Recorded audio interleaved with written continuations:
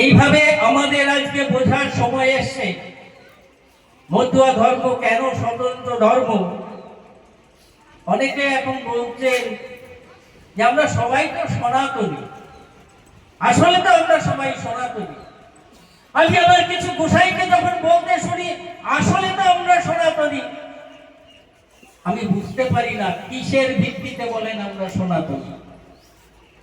সনাতন ধর্মের কোন ধর্মগ্রন্থ, সনাতন ধর্মের কোন নথিপত্র কেউ কি দেখাতে পারবেন? এই যে ধর্মের একটা স্বরূপ কেমন সনাতন, সেটা শিকাগো গিয়ে বিবেকানন্দ ব্যাখ্যা করে এসেছেন।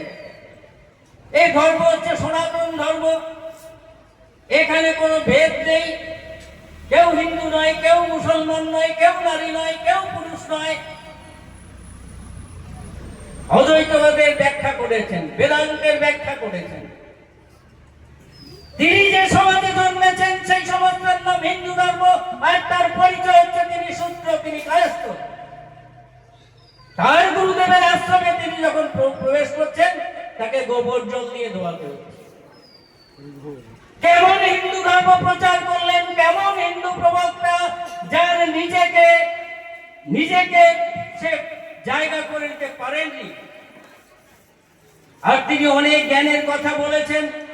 আমি অনেকের আমাদের মানুষরাও বলেন, বিবেকানন্দের মহারুক্তির কথা বলেন, কিন্তু তিনি যে বলেছেন এই জাত ব্যবস্থা উত্তম ব্যবস্থা, তিনি ওই সূত্র থেকেও তিনি খুশি।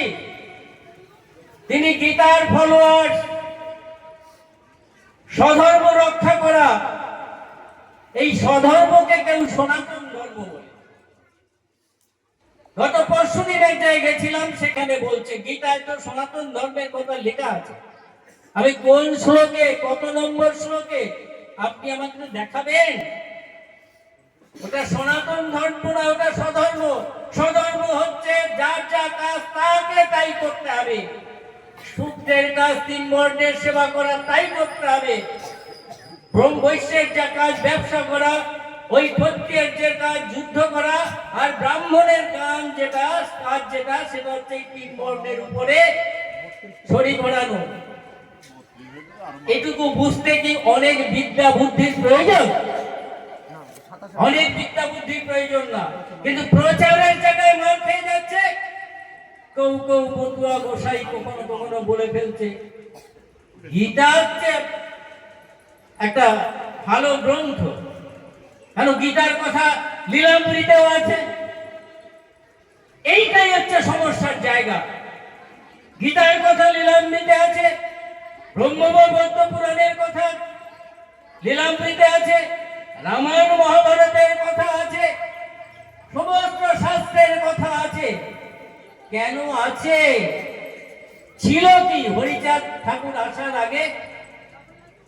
তাই তুলে ধরেছেন মহর্ষি তারক সরকার। আর ওইখান থেকে ওটা ভাঙিয়ে শুদ্ধ করে, সহজ করে, সরল করে নিয়ে আসার ক্ষমতা আমাদের আজও হচ্ছে না। আমি এই একটা দিককে তুলে ধরলাম এই কারণে।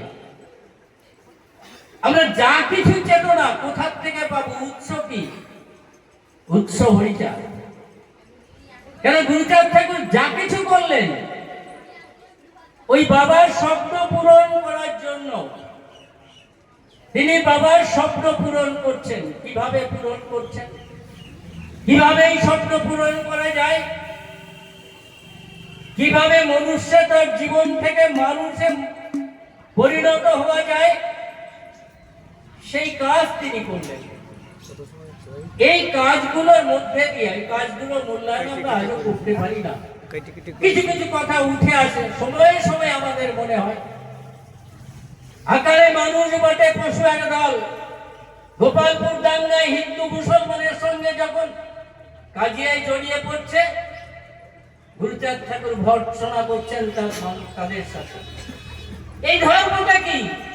এই ধর্মটা হচ্ছে নিজের জীবে দয়া নামে রুচি, মানুষেতে নিষ্ঠা, ইহা ছাড়া আর যত সব ক্রিয়া ভ্রষ্টা। মুসলমান, খ্রিস্টান, বৌদ্ধ, জৈন, এটা তো ওই পরিচয়, সমাজের পরিচয়। হরিচাঁদ